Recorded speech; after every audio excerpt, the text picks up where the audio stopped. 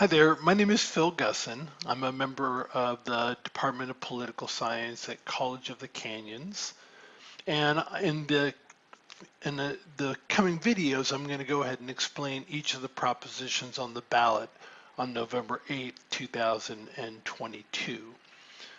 But I want to make clear that the views that I express in these videos are my own, and so they don't necessarily reflect the views of the department or the college.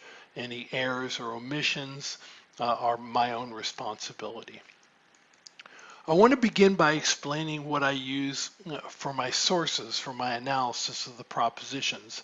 I rely primarily on the Legislative Analyst Office booklet that they send to all of us for the background, the impact, and the fiscal effects of most of the propositions. That booklet that they send to us, here, I think I have it right here actually.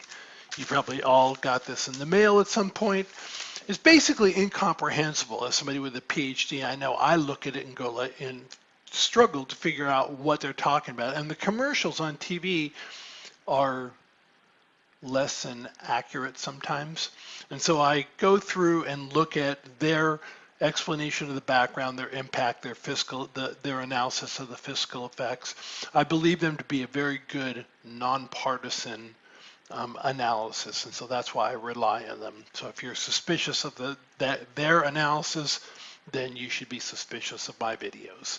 But I think they're really good. For the arguments in favor and against each proposition, I rely on the arguments submitted to the Legislative Analyst Office that included in the same booklet. But unfortunately, there are times when, in my estimation, based on my research, some of the arguments that are made are just not true. So in cases like that, my goal is to present a strong argument in favor and a strong argument against each of the propositions. I mean, usually as a professor, my goal is to clear things up for my students, but when I'm doing the propositions, what I'm kind of hoping is to create confusion. Let me explain what I mean. I want it to be that when I explain the argument in favor, most people are like, that sounds like a really good idea. I think I'm voting for that. And then when I explain the argument against, people are thinking, that's a bad idea. I'm not voting for that. Right? And then in some ways you'll be confused if I'm doing a really good job. Usually I try and clarify things. So in this case, I'm trying to give a strong argument in favor and a strong argument against. But in my estimation as a professor, a strong argument has to be a true argument, right? Some of the arguments that are being made in favor and against these propositions are just untrue in my estimation. So I won't repeat untrue arguments. I'm not going to contribute to misinformation or disinformation. So in cases like that, I looked elsewhere for strong arguments. And oftentimes what I did was I relied on arguments presented by the editorial boards of the Los Angeles Times and the Los Angeles Daily News. Now I picked those two sources because the Los Angeles Times tends to have a liberal perspective. The Daily News tends to have a more conservative perspective. And so they are, in my estimation, more reliable arguments. So I use them to supplement arguments in order to make the best and most accurate argument for each of the propositions.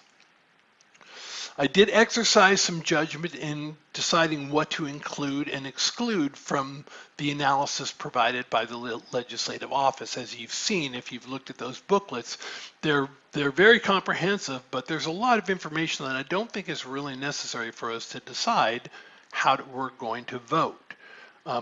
Oftentimes, additionally, when they do their analysis of the fiscal impact of a proposition, they provide a bunch of detail about what the impact is going to be. And the detail is really comprehensive. And at the end, they finally say, so we're not entirely sure what the fiscal impact will be if this proposition passes. So in regards to the fiscal impact, I just summarize their conclusion rather than going through all the details, which can somehow be sort of excruciatingly painful. Finally, what I do is I present each of the propositions with the same approach. I'll start off by identifying the proposition and tell you how it is that it wound up on the ballot and why we're voting on it. Next, I'll give you the what a yes vote means and what a no vote means.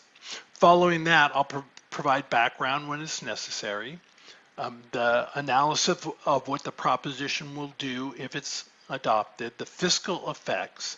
Then I'll give you the argument in favor, the argument against, and then I'll return to what a yes vote means and a no vote means. And I'll do the same thing for each one. Finally, at the end of each proposition, I've created a table. And what this table does, let me move myself out of the way here. I'll move me over here. Let me move me over here. Sorry for that little trip there.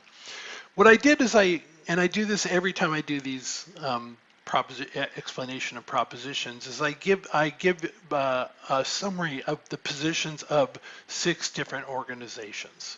So as you can see, the propositions are listed from Proposition 1 down to Proposition 31. And the first column over is the position of the California Republican Party. Next is the position of the California Democratic Party. Next is the position of the California Chamber of Commerce, which is like a business-oriented organization. Next is the California Labor Federation, which is primarily concerned in labor. That way you get the business perspective and the labor perspective. And then the recommendations of the Los Angeles Times and the Daily News.